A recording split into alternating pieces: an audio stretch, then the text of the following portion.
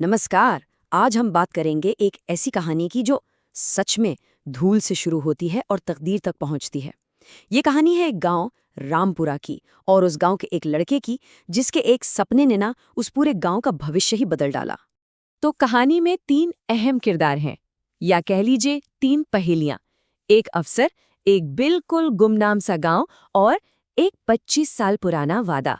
अब सवाल ये है कि इन तीनों में ऐसा क्या कनेक्शन है जिसने एक पूरी पीढ़ी की किस्मत लिख दी। चलिए आज इसी राज से पर्दा उठाते हैं। कहानी का सेटअप है उत्तर प्रदेश के पूर्वांचल में बसा एक गांव। नाम था रामपुरा। पर यह सिर्फ एक नाम नहीं था, ये पहचान थी गरीबी की, टूटी फूटी सड़कों की और रोज की जद्दोजहद की।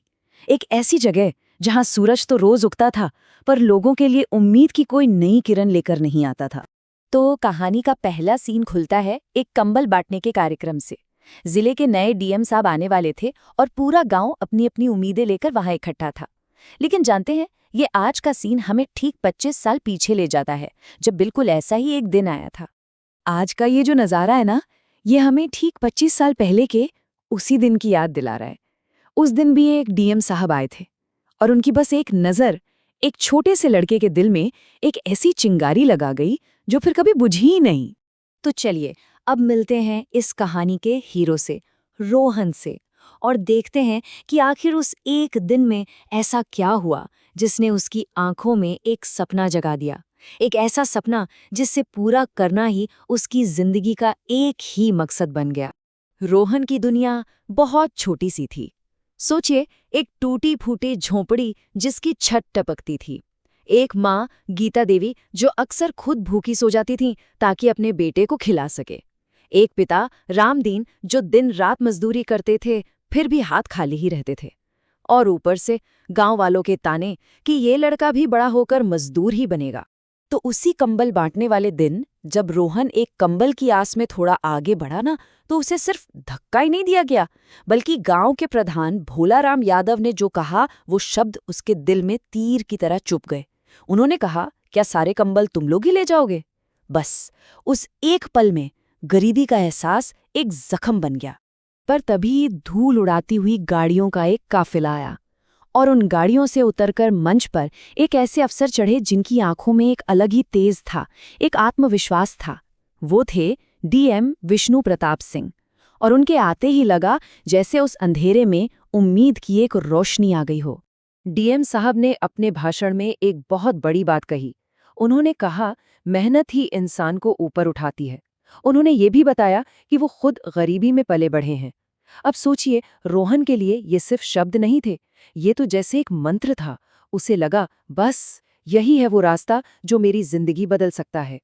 प्रोग्राम खत्म होने के बाद डीएम साहब की नज़र उस कोने में खड़े रोहन पर पड़ी। उन्होंने उसे अपने पास बुलाया, पता है, अपने हाथों से खाना खिलाया और बड़े सम्मान के साथ एक शॉल उड़ाया।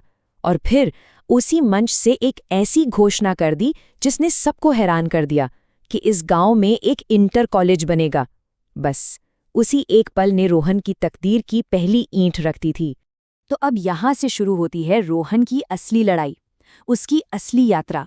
एक ऐसा सफर जिसमें मुश्किलें तो बहुत थीं, लेकिन हर मुश्किल के साथ उसका इरादा और भी पक्का होता जा रहा था। रोहन ने ना अपनी पूरी जान पढ़ाई में लगा दी। दिन में कॉलेज जाता और रात में अपने माता पिता के साथ काम करता था। गांव के कॉलेज से निकलकर दिल्ली यूनिवर्सिटी तक पहुंचना, ये सफर आसान नहीं था, कांटों भरा था। कई कई रातें तो भूखे पेट भी गुजरी, लेकिन उसकी आंखों में जो सपना था ना, वो कभी कमजोर नहीं पड़ा। और फिर वो दिन आ ही गया जब उसकी सालों की तपस्या, उसकी मेहनत रंग लाई। पहली ही कोशिश में पूरे देश में तीसरी रैंक। सोचिए, रामपुरा का वो गरीब लड़का अब एक आईएएस अफसर बन चुका था, एक डिस्ट्रिक्ट मजिस्ट्रेट। ये किसी चमत्कार से कम था क्या?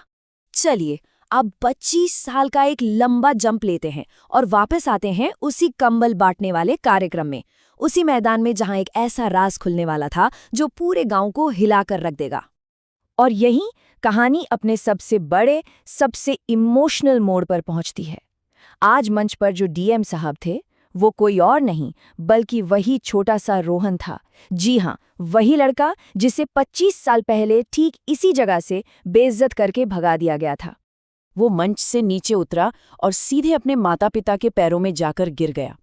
रोते हुए उसकी जुबान से बस इतना निकला, मैं आपका बेटा रोहन हूं। ये सुनते ही पूरे गांव में एक सन्नाटा छा गया। हर आंख नम थी और हर दिल में अपने कहे कड़वे शब्दों का पछतावा था। रोहन ने वापस मंच पर जाकर सिर्फ एक वादा किया, लेकिन वो एक वादा इतिहास बदलने वाला था।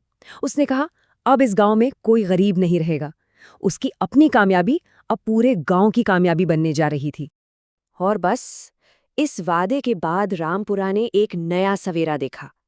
रोहन की लीडरशिप में उस गांव की तकदीर को नए सिरे से लिखने का काम शुरू हो गया। देखते ही देखते कच्ची पगडंडियां पक्की सड़कों में बदल गईं।